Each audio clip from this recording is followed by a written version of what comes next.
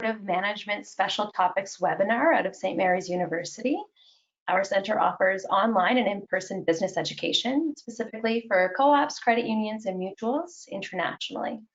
You may also know that we also do research and other knowledge mobilization activities.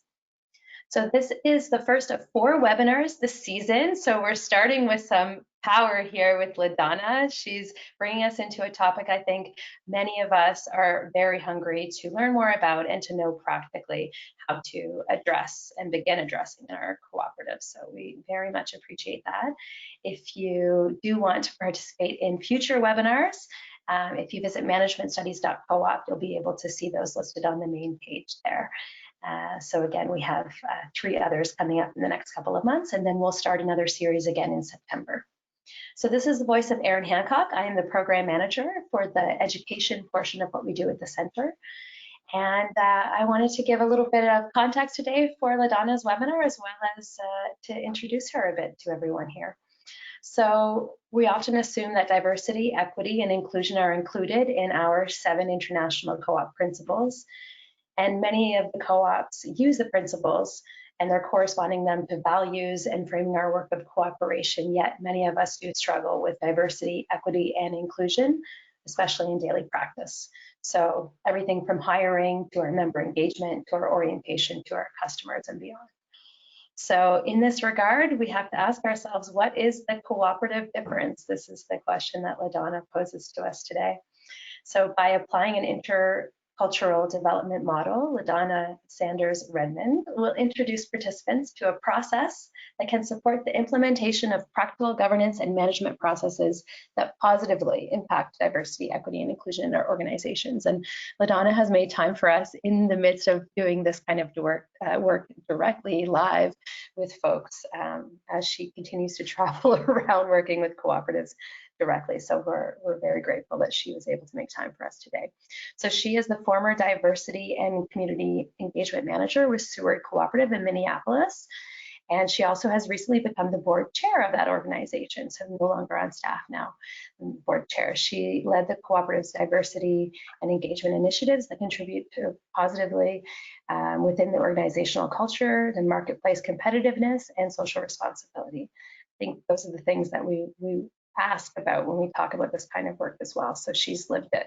She's a consultant with Columinate. She'll say a bit more about that. And she's also currently a master's student in the Master of Management Co-ops and Credit Unions program that we offer online. So we're very thrilled to have you here today, LaDonna, to be sharing with us.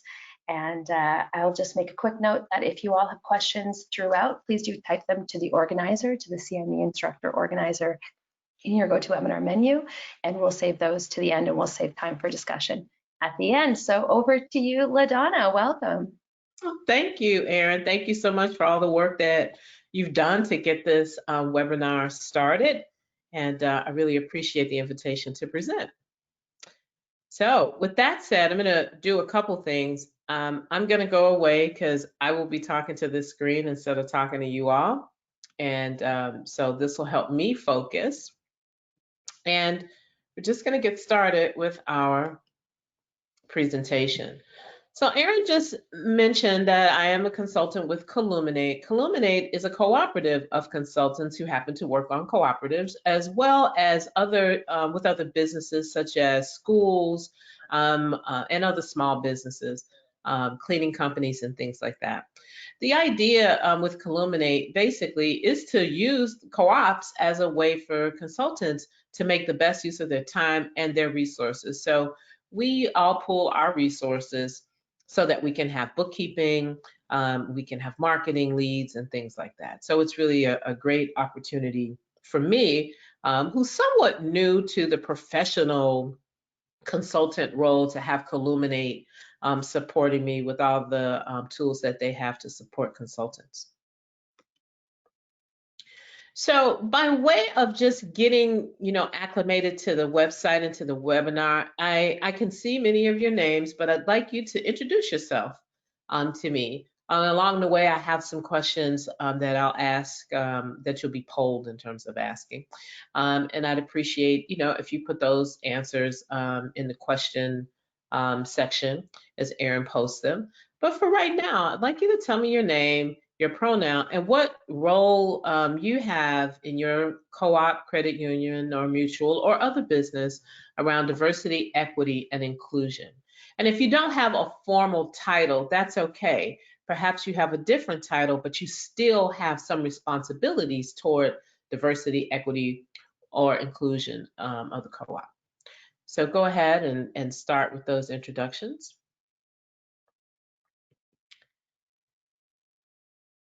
One of the first things I'd like to talk about is the role that we all have in our co-ops to create a safe workplace. And then there are, of course, well, what does this role really mean? What does diversity, equity, and inclusion mean to me? As well as when discussing issues of race, class, and gender, how does it feel in your body? How does it land when you're thinking about it? Your brain, do you get it like a brain freeze, or do you just kind of your brain just explodes with ideas or emotions? And then what's that physical body like? Is it landing in the pit of your stomach? Does it make your stomach, tip, or do you get flush or red, or do you feel heat in the body, sweat, things like that? That's what I'm looking for. So if you could go ahead and answer some of those questions, that would be fantastic. And I will look at who is introducing themselves to me.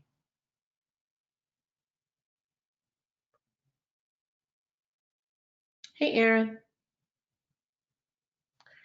I see you there. I don't want to mispronounce someone's name, but I'm going to try. Usinich. How are you? Researching diversity and co-ops. Fantastic. That's a great. That's my kind of work. All right, I'll give you all time to populate that that chat box, and I'm going to keep moving. So we all, most of us who are here, are familiar with the cooperative values, and this, of course, is just one, little pictorial of cooperative values. And we know that our cooperative values have action; they work. And so, how do they work when we're talking about something that is pretty elusive when we talk about equity and diversity and inclusion? Earlier, Erin and I were just getting ready and just kind of chatting, and she made me think about something which I want to emphasize during the webinar, which is that a lot of times the reason that diversity, equity, and inclusion don't get top of the mind concerned or issue is because people kind of think this is a moral issue, and it is. But when we think about our moral issue, we think about issues that we might have to handle when we go to synagogue, or when we go to temple, or when we go to church, or on our mats.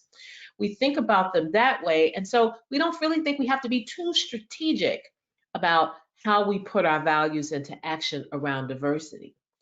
And what I'm suggesting is that we do. We have to be as deliberate about the activity of diversity, equity, and inclusion as we are deliberate about everything else in our businesses or in our organizations, especially if we want to see results. So if we leave it to the idea of that it's just a moral dilemma and we're going to answer it in that way, we open up the conversation to feeling like if we don't quite get any outcomes, then we have something to be ashamed of. And what I want to definitely do in my work is help people remove that shame mechanism and just really help folks understand that this is really a skill set, mindset kind of work. And so you can develop skills, you can still have the heart and the passion for diversity, but you can also have the skill set to absolutely or actually implement diversity metrics in your organization or your business. You can also measure inclusion, and you can also develop an equity lens on all of that work and think about, well, what are some of the equitable outcomes that we can achieve in our neck of the woods so that we reduce all of the disparities that may be facing some of the communities that we serve. So we talk about our principles, and I just wanted to put up a slide about our values, which highlight the things that you see before you. When we talk about equality, I think that's one of the areas in our values that we might need to tweak just a little bit. And we try to pick up equity and solidarity. And I think that gets a little bit confusing and sometimes even, a little convoluted. Don't quite understand, well, where is the equity in our cooperative values beyond resource equity, which is one way to think about equity, definitely. But what we are talking about when we're talking about inclusion and diversity, we're talking about equity, we're talking about something systemic. And definitely cooperative values, cooperative principles have the capacity to change a system of a way of around doing business or an economic system. And we just need to be clear and transparent that we also have an opportunity to change the way that we have constructed social systems that are repressive or exclusive. So our unique difference is our principles and our values. I can't think of another kind of business tool that is around that has all of these ways of thinking about our resources. When we boil it down, it is our unique difference that we have these principles and these values, and we can really clearly articulate them around openness and honesty, social responsibility, and caring for others. So I just want to give you. Would you like to run that first poll? Oh, go ahead. I'm sorry. Go ahead and run that poll because I can't see the numbers. So are you going to run it now, Erin? Yes, I can. All right, go ahead. Run that first poll because I'm going to go through these slides like it's nobody's business. So the question is, have you tried to formally engage in diversity, equity, and inclusion work at your organization? Simple poll to start. Yeah. So that should pop up for folks now. And LaDonna, you'll see a number of folks in the chat box now have introduced themselves, said a bit about their work. We've got a really neat group here today. I know. I was just getting ready to say hello to, let's see, I see Thomas. How are you? I see Frank from, from New York. Yeah, hi, how are you? I see Sarah Hunt. How are you? I might know Sarah. She's from Minnesota. Hey. Cynthia, Amal, one of my classmates. Great to see you. Lugello, I hope I'm pronouncing your name properly. How are you? Fantastic. What a great group. Okay. There's a couple more people to vote. There should be a poll that pops up on your screen now. So far we're sitting at 75% yes to having tried to formally engage in this work and 25% no, not yet. Yeah, okay. That's good. Good. Okay, what I want to maybe have you think about, those that have actually tried to do something, and what were your outcomes? Were they mixed? Did you learn a lot? Was it kind of stressful? Did you or your organization kind of pull back from it from any particular kind of way? So if you get a chance to kind of put that in the chat box, that would be great. I'd love to see what some of the outcomes were from the work that you have done, or maybe work that you're doing right now. So I'm going to keep going, Erin. Is that okay? Yes, please do. And we've got the other poll whenever you want to run it. Okay, well, you might need to remind me. Okay, sure. I'll try to keep it in mind. So when we talk about the cooperative difference, I think we have to start off with some definitions. So the first part of the slide, the hands that are just all on a white background, the multicolored hands or multiple colored hands, is really symbolic of diversity. So when we think about diversity, we're just really talking about the demographics. It's not much more complicated than that.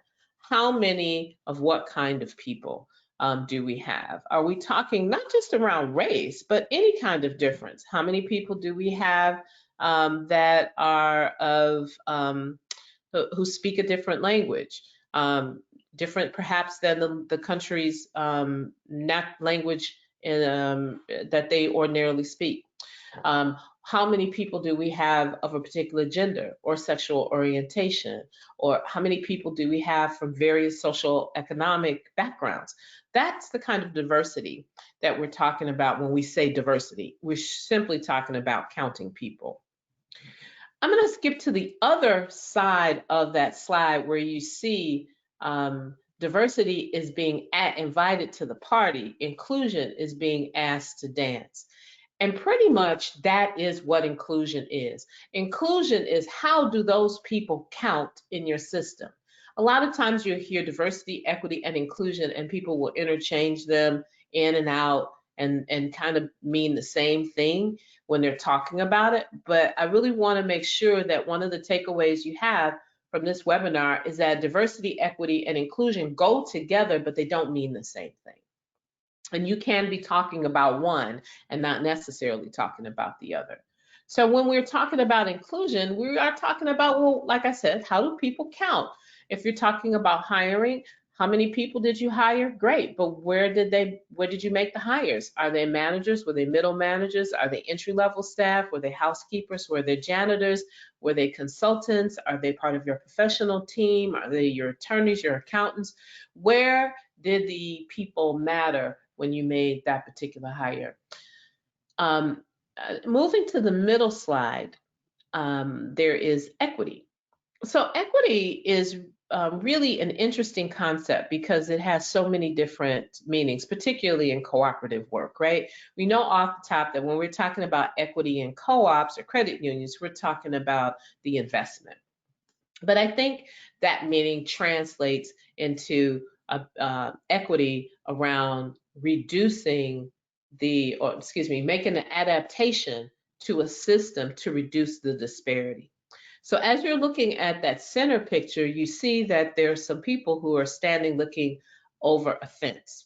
And that one person is standing on their own feet. They don't need any kind of adaptation or apparatus to be able to see over the fence. Then you have the middle person who has an adaptation of two crates. They needed that adaptation in order to see, because otherwise, even standing on one, they might still struggle to see, and definitely they appear to be shorter than the person in the red shirt, so they would not be able to see without those two crates. So we get them two crates. And then you see the third person who has a ramp. That person is riding a wheelchair. So we know immediately that that if they rolled up to the fence, they would not be able to see over the fence. In fact, there might be a little bit of a gap there, right? We also know that the two crates would not be sufficient because they're riding a wheelchair. It would not work for them. So the adaptation to get to the equitable outcome is to put up the ramp. So that's what equity is. So that becomes a lens to actually adapt the process to get to the equitable outcome. And then when we start to talk about what the outcome is, that also is where equity can be found. So did we actually hire people from a community that is generally not represented in our field? Can be a question. And so we can make some strides toward creating an equitable outcome, as well as the equitable lens that we apply to something to adapt the process. If you have any questions about what I'm saying, just send them on, put them in that chat box. Erin is keeping record of them, and I will get to them at the end of the presentation. Oftentimes in some of the spaces that I'm in, folks have this dichotomy, which is kind of similar to the moral dichotomy that I mentioned early on, which is that either we live our values or we become a successful business. And so there is this horse trading that kind of comes to the table when people start to talk about diversity, equity, and inclusion work. They're like, oh, we don't have the money for that. We have to go make money. We don't have to pick between either or, because equity and inclusion and diversity work should be a part of your bottom line. So it's a false dichotomy to think that we have to pick somehow between one or the other.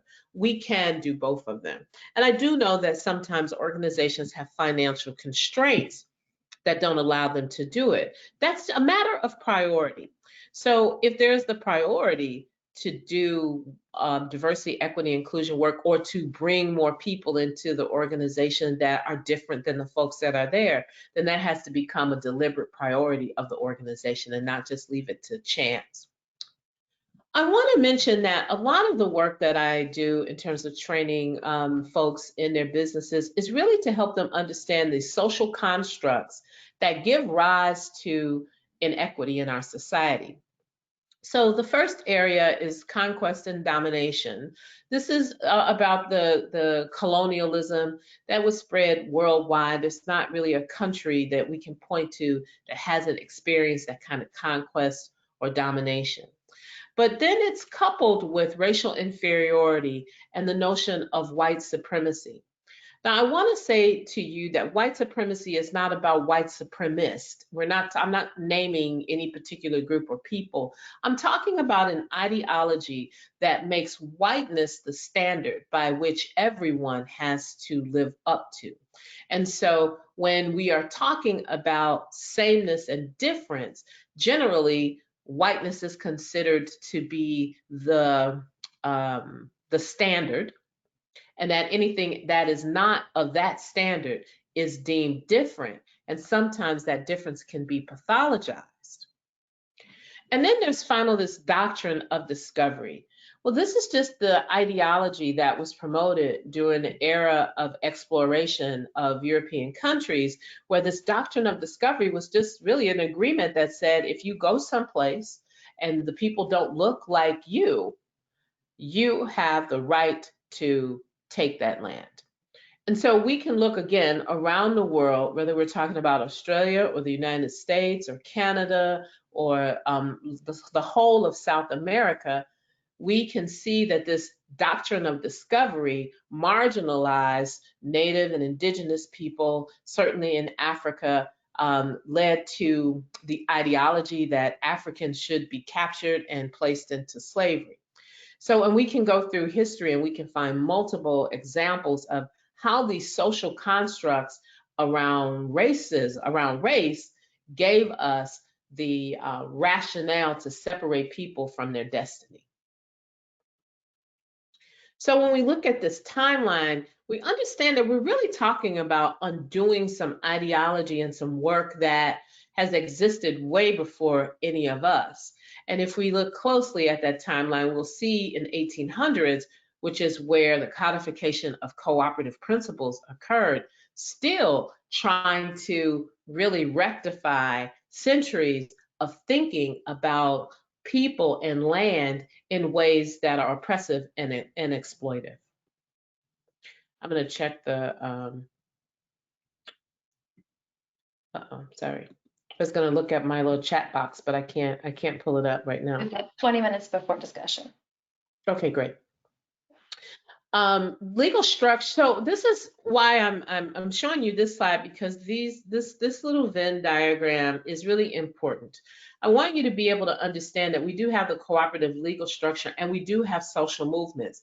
And for many of us, they overlap. And so that overlap is the space that we have to work in to really make a difference in how we talk about our cooperative works and even have a narrative of invitation to communities that are different. So I'm going to show you a couple of slides that that I helped develop when I was at Seward Co-op. Because when we started to talk about Seward Co-op to the community that was most upset, I'm just going to say, about the development of a grocery store, our new grocery store in their community. And generally, it was around the narrative. What had been told to them and told to me as a new employee was that the Rochdale pioneers, this picture that you see before you, is the picture of the people who are pioneers of the movement. And I was like, that's great, but that doesn't really help me relate as an African-American woman representing perhaps the community that you want to work in, that these are the pioneers and this is the best model for me. Not until I began to question who else was around, did we then start to dig into the notion that, oh, wait, there were other people around. And then we found out that Frederick Douglass was in the proximity of the Rockdale pioneers. And so if you don't know who Frederick Douglass is, he was an abolitionist and a freedom fighter who had been enslaved and had escaped slavery, was in Europe at many, many times, talking to people about their role in helping to end slavery. And from my understanding, is his conversations that led to these weavers to refuse to use slave cotton when making their stuff. And that's really an important part of solidarity, right? Is that you don't have to necessarily make huge proclamations about it. You just have to do something. And that's, again, the point of diversity, equity, and inclusion work, is that it's great to talk about it, but what is your commitment to it? What is your financial commitment to it? Having that financial commitment, making that commitment to say, we're just not going to participate in an economy built on slavery, was very important for me in this day as an African American to be able to get excited about co-op movements, because they indeed were part of the freedom fighters of their time. So when we started to think about, well, what else can we share with people? We started to realize that, wow, there's a plethora of information out here that we haven't put in our narrative when we talk about folks. So it's not about leaving people out, it's about including more folks. So you can see this timeline begins to include folks like the Free African Society, which was around a little prior to the Rockdale pioneers, really doing some cooperative work around making sure that Africans who were in the United States and under the lash of slavery could find their freedom, and if they were free, that they could pool their resources and they could receive some benevolent services such as sick care and bereavement care, and also funeral expenses, because at that time in the United States, if for a person that was of African descent died, they could not be buried in the same places that the white colonialists would be buried. We have 1889 with People's Grocery, which launched Ida B. Wells' work in the United States. And again, if you don't know Ida B. Wells, she was also a person who worked on abolition, but her main claim to fame was to really get out the word about lynching in the United States. One of the most heinous crimes against African Americans, particularly as they sought economic freedom, was the brutality of lynching. So her work was basically launched because her friends had started a cooperative grocery store that became under attack. And then that grocery store was eventually burned down and her friends were lynched in Memphis, Tennessee. I'm sorry to have to tell you these stories of tragedy, but it's really important to understand that when people fight for their economic freedom and they form cooperatives, sometimes this work is challenging and it's scary, and yes, and people do die. I have to give Jessica Gordon Nimhart lots and lots of credit for her book Collective Courage, which highlighted some of these stories. And as you can see, the timeline is really geared towards Seward Co-op. So we talk about Seward Co-op's first opening, and then you see the Friendship Store, which was the store that I was most involved in helping to open. So when we think about culture, kind of stepping back a little bit, what are we really trying to change in an organization when we want this intercultural change? And we can see some things about culture. Most of the things that we know about culture, though, are out of our awareness. We can see language and we can hear language, we can see clothing and food and art and things like that. But what we don't see is pretty much beneath the surface if we use this iceberg model. And it's all of these different things that make a difference when we're trying to do diversity, equity, and inclusion work. What I just did was give you a narrative. That narrative makes a difference to people of difference. And so to be able to understand that that's not the only difference that you have when you're trying to be inclusive, you're trying to talk with people about notions of leadership and roles regarding status of age and class and things like that. Also, a preference for competition and cooperation is also included in that. I like to tell people the thing that sunk the Titanic wasn't the part of the iceberg that they could see. It was a part of the iceberg that they didn't know existed, which was 80% of the iceberg, and it was below the surface. So what can definitely impact your diversity work are the things that you can't see, not so much the things that you can. This is a slide that just identifies how do multicultural teams perform. And so what you see on this slide, it's on the bottom highlighted in pink. You can see that when you have a multicultural team and leaders ignore and suppress cultural differences, that multicultural team doesn't do well. It performs poorly, particularly when cultural differences are obstacles to performance. Monocultural teams are in the middle. You see that there is a performance and there's a great number of those teams. And then if you go to, which is to the far right of my screen, you see multicultural teams, and highlighted in green beneath that is that they outperform monocultural teams when leaders acknowledge and support cultural differences, and cultural differences become an asset to performance. So what does it really mean to be interculturally competent? So really what we're talking about is the capacity to shift cultural perspectives, become adaptive, flexible. And in order to do that, you have to have deep cultural self-awareness. I know a lot of times people think it's like the other. We got to learn more about other people, this group of people, that group of people. But really what you have to do is make your own organizational culture transparent and have a deep self-awareness about that. And then you can develop some understanding of the experiences of people from different cultural communities. And then you have to learn around the behavioral shifting across those various cultural differences. Now that sounds super complicated, but the way that I've been able to help organizations gives us, it still can be complicated. It's like a roadmap, but it gives us some place to begin and get that work started. So what I want to introduce you to now is the Intercultural Development Continuum. And you can see that this continuum has an arrow that goes in like an upward kind of direction. But I really want you to not focus on that too much because this is a developmental continuum. So one stage isn't necessarily better than the other, but all the stages have their lessons and their opportunities to grow. So I'm going to start with denial, which misses difference, which is at the beginning of the arrow. A person in denial only sees the top part of the iceberg. They don't really get all of the other cultural nuances that are below the surface. In polarization, it's the folks and organizations tend to be somewhat judgmental about difference. It becomes us versus them. Either it's my way or the highway, or yeah, you go ahead and you do what you do, we're fine. Either one of those positions is really about avoiding conflict, and it's an uncritical deference or an anchoring in a cultural view that just really doesn't get a chance to be aired out or discussed.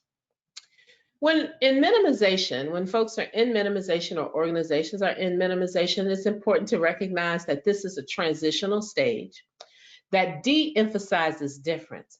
And the de-emphasizing of difference happens in two ways. One is that people emphasize it and it becomes a similarity.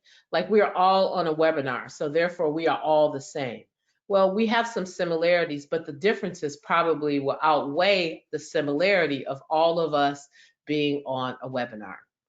The other way that organizations and folks de-emphasize differences is universalism.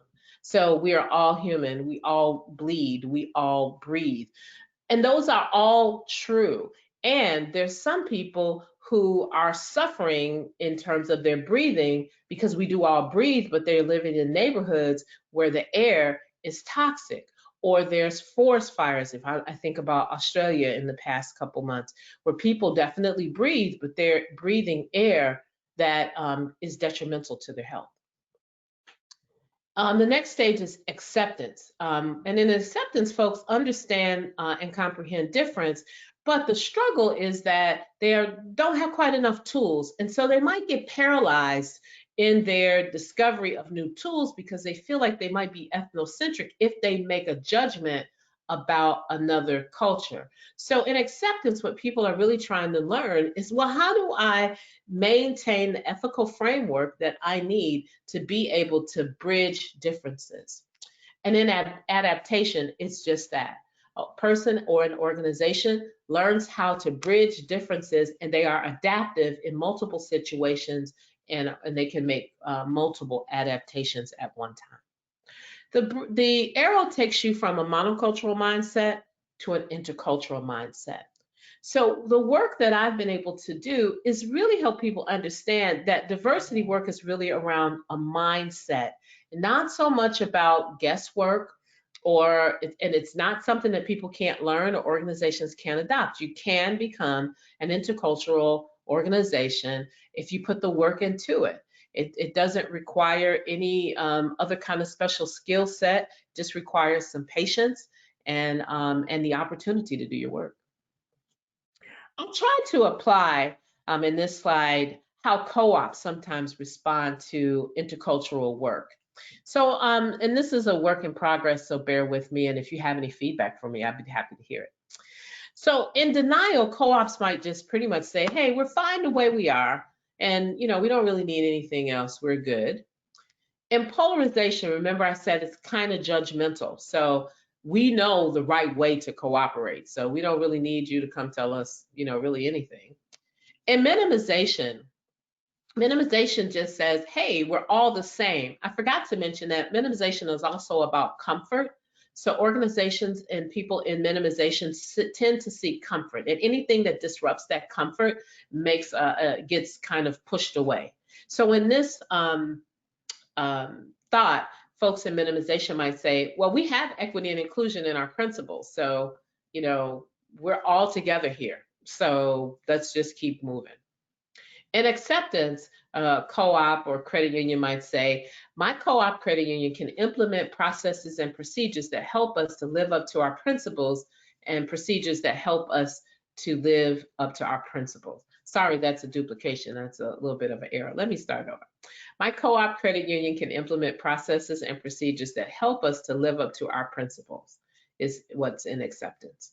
And in adaptation, we will model inclusive behavior and hold ourselves and the international cooperative movement accountable to be inclusive. I hope that you can see the shift in the mindset from minimization to acceptance. And minimization, polarization, and denial, it's still really about the mindset of the organization or the person. And in acceptance, the mindset shifts to, I'm going to use my cultural frame to be more adaptive, and I'm going to open it up, and I'm going to let you help me develop processes and procedures. And then in adaptation, it's really about the modeling. Then how can you share the work that you've done? Generally, the IDC, the Intercultural Development Continuum, folks fall along a lot of different areas. As you can see, minimization is where most organizations and folks fall. Very few people fall off the top in denial or adaptation, and in defense and acceptance seem to be in the same areas. The IDI doesn't help you understand how racist you are. I know sometimes that's a concern, like, oh my God, I'm going to take this inventory and I'm going to find out that I'm racist. Well, you're really not going to find that out. You're going to find out how you look at difference and how you adapt to difference. So the IDI is an assessment. It's 50 questions. It's online. It has been back translated, so it can be distributed in 17 languages. There are some customized applications for educational and organizational institutions. And the IDI profile accompanies an intercultural development plan, which is one of the reasons why I became a QA, was because folks would get assessments or take trainings and they're like, okay, so now what? And your intercultural development plan is the now what. And in organizations, we create action plans. So how do we address institutional imbalance? One is through intercultural development continuum. I just talked to you about that. Adult learning theory, and action learning. And then we address organizational power and privilege. Erin, is this a good time to do the second. Yeah. Go ahead. Yeah. And I'll let you know too that we've had some questions come in, so we'll have lots to talk about toward the end. Okay, so we have a second poll here, and the poll is really about how you in your organization aim to address diversity and inclusion. So you'll see that come up right now, and you can choose one of the 4 options there.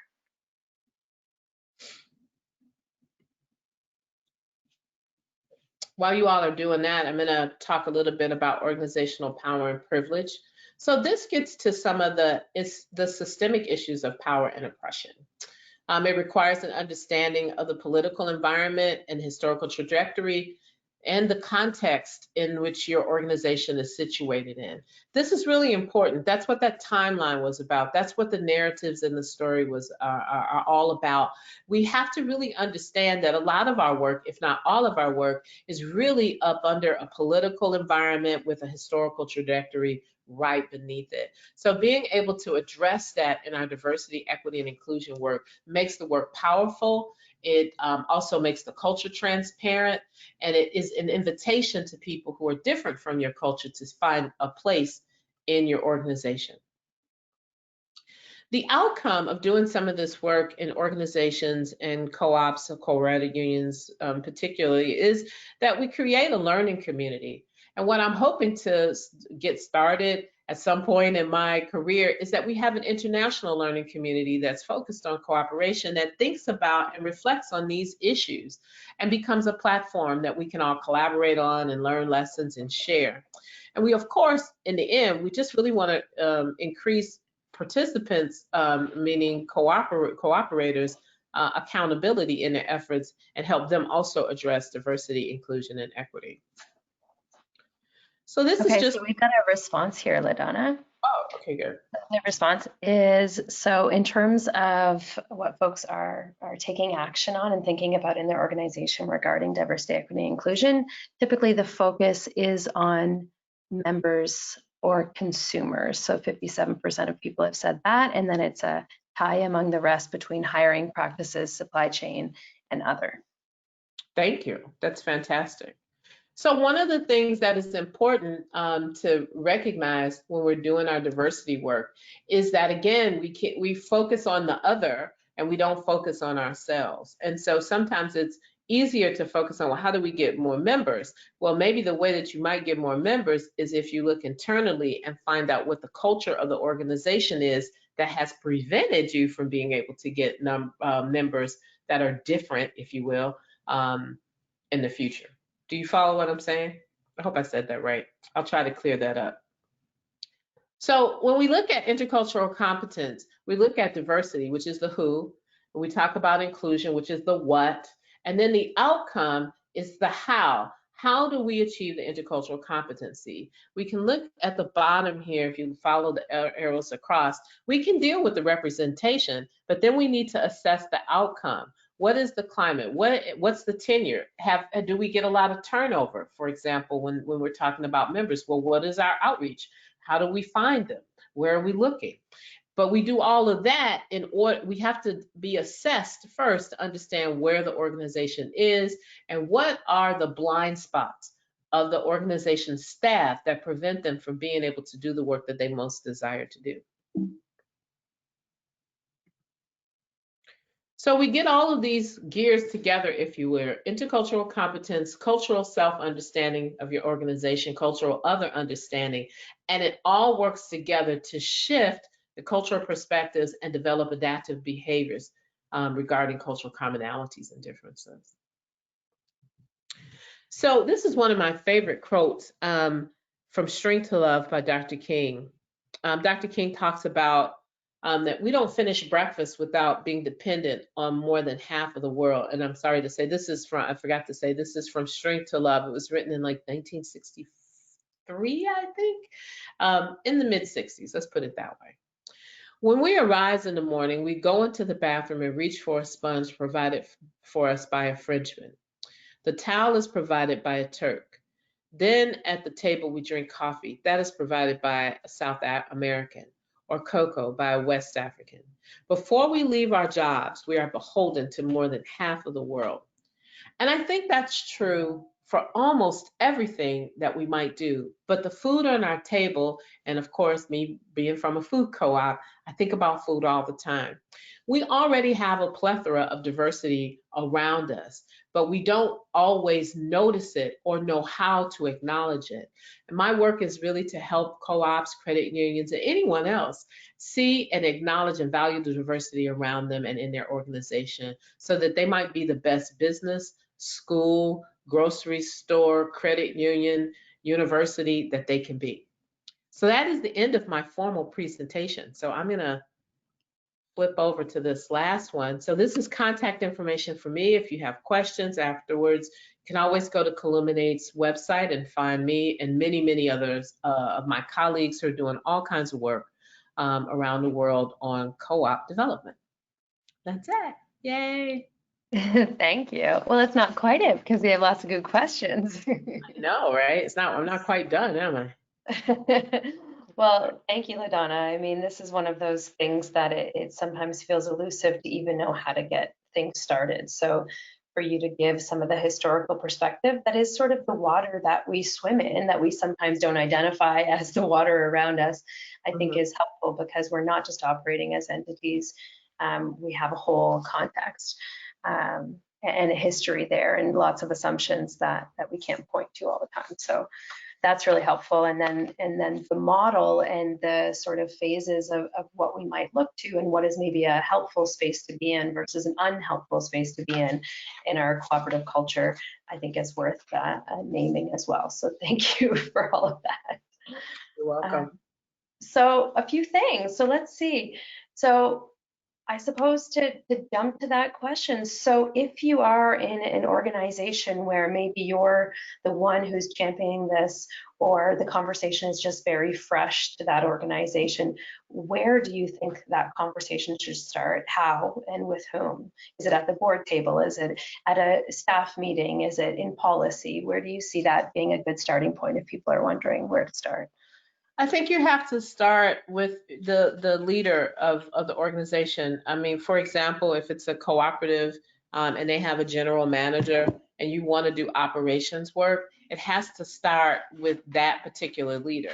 Now, that leader is generally accountable to the board, but if that leader decides that they want to create a organization that is diverse, their 150% commitment is needed to get it done.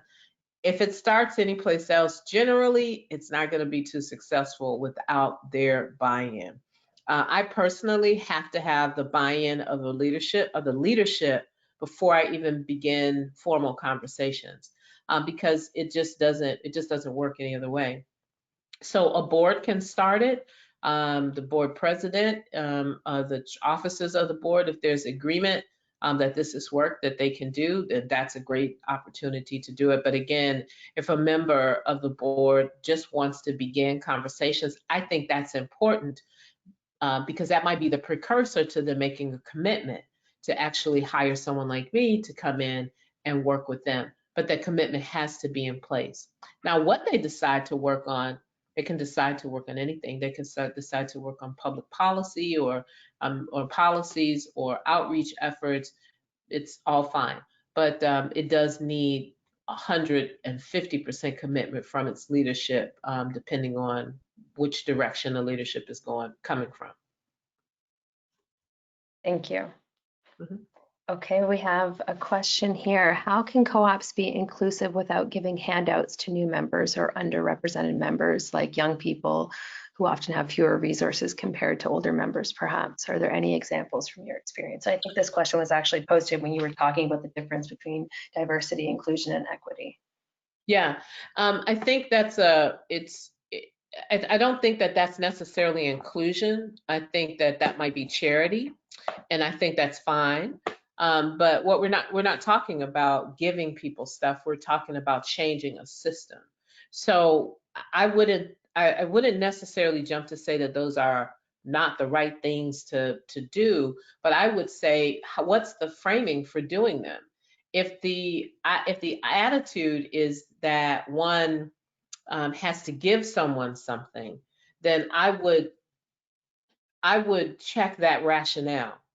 So I'm not suggesting that anybody needs to give anybody anything. I'm suggesting that co-ops have to change in order to be inclusive. And that doesn't mean a handout, but we won't know what that means until co-ops actually do the work of becoming more inclusive, which is really making their own culture extremely transparent and finding out where they fall in terms of a developmental frame that allows them to become more inclusive. So I don't think that that's I don't actually know kind of how to answer that question, because I don't think that anyone is talking about handouts, particularly when we're talking about communities of color. People want to be treated fairly. That's not a handout. That's real, and that's what people deserve. Thank you. Hmm. So within the democratic nature of our organization, we often talk about a big element of that being representation on the board. So the membership really showing up and seeing themselves on the board. And when you raise the issue of Rochdale, I think you really pointed to something that, yeah, allows people at a lot of points to see themselves as not part of this movement because they don't look or feel or seem to have similarities to what we often tout as the founders of these systems. So in terms of representation to the board, if you're finding that your diverse membership, perhaps maybe the issue of diversity membership is not the big issue co-ops are dealing with. In some cases, maybe it's that representation doesn't make it to the board. So how do we start to address those issues? Well, again, you have to know what is the story that you're telling people that doesn't allow them to see themselves as part of the potential leadership. And it's not even just the story that you're telling other people, it's the story that you tell yourself. Sewer Co-op was telling itself that they were the good guys, literally and figuratively, and that they were doing the good work of serving community by building grocery stores. Hey, don't you want to be with us? But when people look at the board, a community of color is looking at them saying, well, how can I be on your board when you are all white and you haven't, you've been a co-op for 42 years and you haven't thought about us then, so why are you coming over here now? Kind of thing. They had to tell themselves a different story. So it's really not about what other people are doing and thinking. It's really about what are you doing and thinking as an organization that does not allow people to see themselves as a part of your leadership. Again, that picture and that story kept people off of the board. Now, I believe Seward Co-op probably has one of the most diverse boards in food co-ops in the United States, in addition to the fact that all of its leadership team, the executive officers of the team, are all women of color. So obviously including myself as the president of that board. But I would never have even thought that I would be the president of Seward Co-op if I hadn't saw Seward Co-op have a Black woman as president before me, which was a woman named Mary Alice. So this story, the narrative, and how the narrative is pushed out in its literature, in its advertising, in its brochures, all matter when it comes to the invitation of having people think that they should be a part of your organization. And if you don't change that within your organization, you're not going to get to the part where people actually want to become a part of your structure. Oh, absolutely. Wow, thank you. So we did have a question about why people seem hesitant to openly discuss these issues in cooperatives in Canada. Maybe we can expand that to the US as well, given your expertise too, because they're saying research on this topic in Canada seems very limited. Mm-hmm. I think it's mainly because of the body and the emotional response that we have when we talk about race. People who are in the dominant culture have been taught to ignore race, and not in a bad way, but just to say, kind of go to the we're all equal. And if you bring up difference, they feel very uncomfortable with that. And so when people are uncomfortable, they shy away from stuff. And so minimizing the discomfort of communities of color and indigenous folks in the United States as well as in Canada, more so in Canada, I know this is a big conversation there, is really just a part of being in a place where you would rather be comfortable than to have this uncomfortable conversation. And I want to be clear, that this is centuries of conditioning around difference and seeing difference as bad and shouldn't be recognized. And these are messages that have come from our churches, our mosques, our synagogues, our grandpas, grandmas, aunties, uncles. All these folks have told you things like, don't notice that. That's not right. When you notice it, it's not right. You shouldn't do that. That's bad. And now here I come saying, hey, difference makes a difference. And so now you got to notice difference. And you're so uncomfortable with it. I think that's okay. That's what diversity work is about. Inclusion work is about it being okay to notice difference and to metabolize that shame or feelings of guilt so that we can get to the inclusive world that we want. Wow, that is a very powerful place to end. These quotes are going up on our social media immediately. I've been writing furiously the whole time, LaDonna.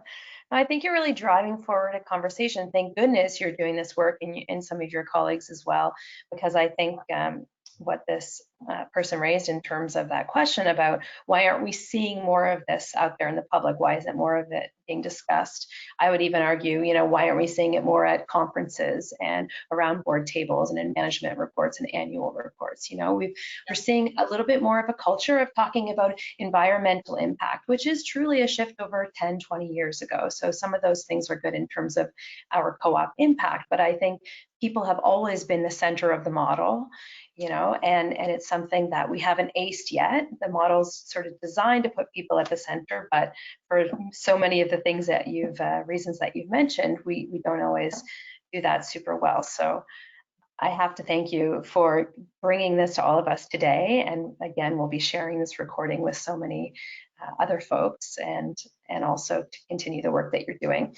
And to highlight that LaDonna will be pursuing down this line of questioning, reasoning, and research within her degree. And so I expect there'll be publications, possibly tools and whatnot coming from that within a couple of years. Is that fair to say?